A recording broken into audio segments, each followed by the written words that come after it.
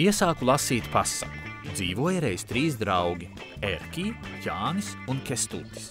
Dzīvoja viņi uz liela kuģa, kopā ar citiem cilvēkiem. Bet kuģis bija nepareizi un slikti būvēts. Tam radās sūces un kuģis sāka grimt. Draugi aši ķērās pie savu laiviņu gatavošanas, un visi 3 paspēja tās nolaist ūdenī, pirms kuģis nogrima pavisam.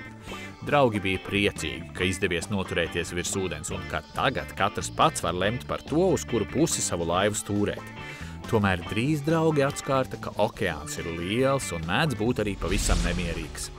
Lai justos stabilāk, draugi savas laivas piesēja pie liela okeāna lainera.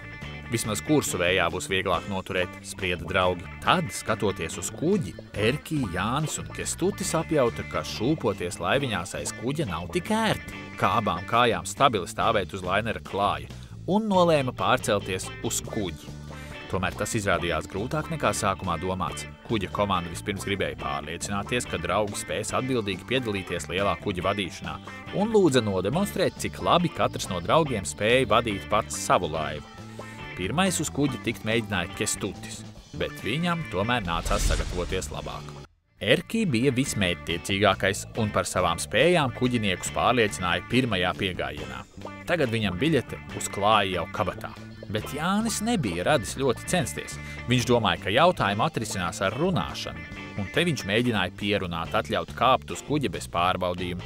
Te atkal iestāstīt, ka tas nemaz nav tik ļoti vajadzīgs, jo viņa paša laiva ir gana smuka, kamēr Erkī uz lielā kuģa iekārtojās ērtāk un Kestutis gatavojās nākamajam pārbaudījumam. Jānis turpināja laiskoties un vētras laikos ciest no jūras slimības. Tālāk nelasīja, nepatika.